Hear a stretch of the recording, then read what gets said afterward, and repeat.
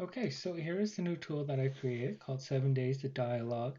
This will help us write conversations for us to use for NPCs. One of the first things you want to do if you're developing against the Sphere 2 core, that will give you more options when you're talking about the requirements and actions, is you want to make sure the enabled extension's on. If that is off, then you only get what's in vanilla, and it's not very versatile. To start off, let's create a new NPC. We'll call the NPC John. Now, every conversation in the game will have a start statement. This is going to be the initial thing you see when you go into it. So for here, John's going to say hello there when you come in.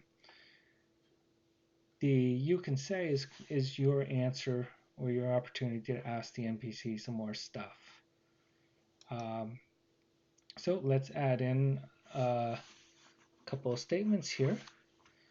What can you tell me about the city? When you create a response, you can either link it to an existing statement or you can create a new statement so that when you click on it, it can take you to the next conversation screen. So we're going to create a new statement here, and this is going to be what the NPC will say back to you after you ask them, what can you tell me about the city? The city was quite busy before the apocalypse. So we're going to add that. So up here is the response. That's what you're going to say to him. And over here you have a new statement that has your reply. The city was busy before the apocalypse. We'll add a couple more statements. Um, how did you get in this line of business? And again, we're going to create a new statement that's different. My father started the store. So again, the other statements up here. So under hello there, we have NPC as hello there, and these are the two different things you can say back to them. Now, this, to give the interaction even more bang for your buck, you can right click on a response and you have these options here. You can either add a new one, you can delete one, or you can edit and change one. You can add a requirement, an action, or a quest entry. A quest entry just shows you the different available quests that this NPC can give you, like the traders does. Add an action, it lets the game do something for you when you select that response. And an add requirement, which determines whether or not you can actually see that response. So let's add a requirement first. Oh, under this drop down we have all the lists here. Just the first four are in vanilla, the rest are ours. So we're going to pick has buffs and buff new person. So we'll save that. Under here we'll have has buff, hide if it's not buff new person. So if you don't have the buff called new person, you're not going to see that response show up. It'll just be blank, and then you'll only see what can you tell me about this city. So we can use the requirements to control the flow of what you see and what you can't see when you're talking to it, and allow some kind of progression through it. Since we can have multiple responses and only one may show up depending on what your requirements are. Let's add an action. Again, the first couple here are just the vanilla ones, and then we have a couple extra ones here. So we'll do add the cvar.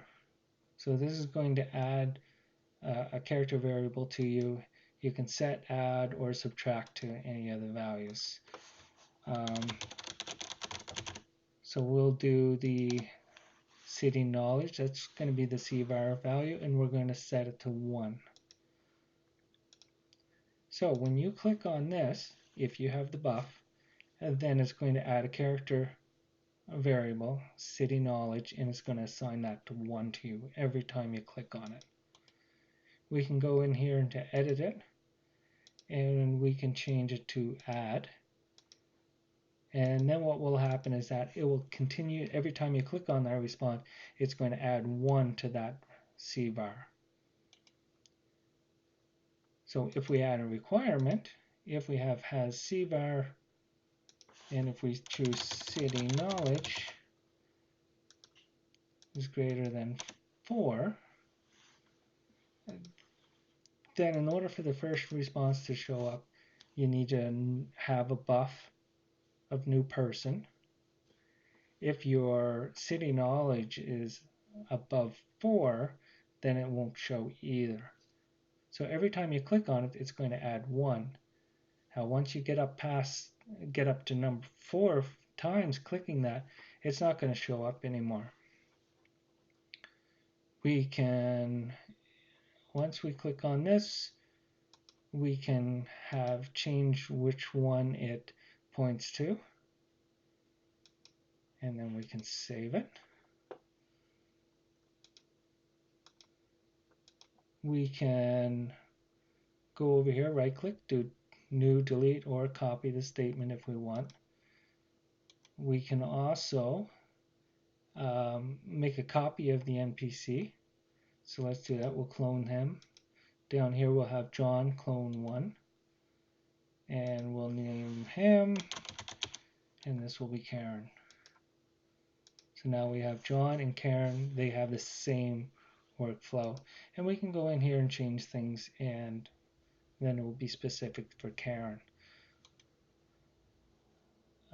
We go to save NPC, it's going to bring you up to a say dialog.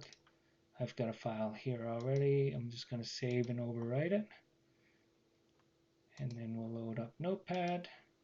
And this is the output file that it has. It's in a modlet format, so you should be able to just drop it into any modlet file, and we'll add the new dialog along with all the statements and responses that you've written. You can also load the vanilla dialog. Some test ones here. So we have trader and trader test. And then we can see the requirements and responses. And we can edit these and save them again as a modlet. But the saving will be using append. So it's, if you're going to be reusing a trader, you'll probably want to rename it to something different so it won't conflict with the base trader and vanilla. And of course we can always save it.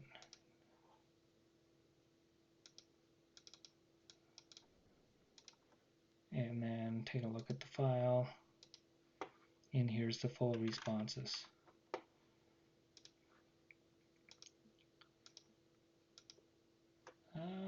I think that's just about it. You can remove them from the stack.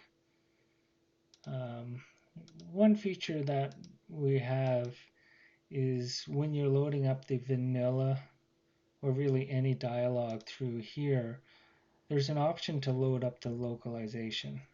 When you open a dialog file, it will also look for a localization file in the same folder and load that up. That's why we can see under when we loaded up the trader and trader test, this isn't what the file looks like, because it relies on talking to the localization. So the program will read a localization and try to show you any of the values there. Right now the program doesn't save the localization right now since it doesn't push from servers. So everything's included in that dialogs XML that you'll need. I think that's just about it for now. Let me know if you have any questions.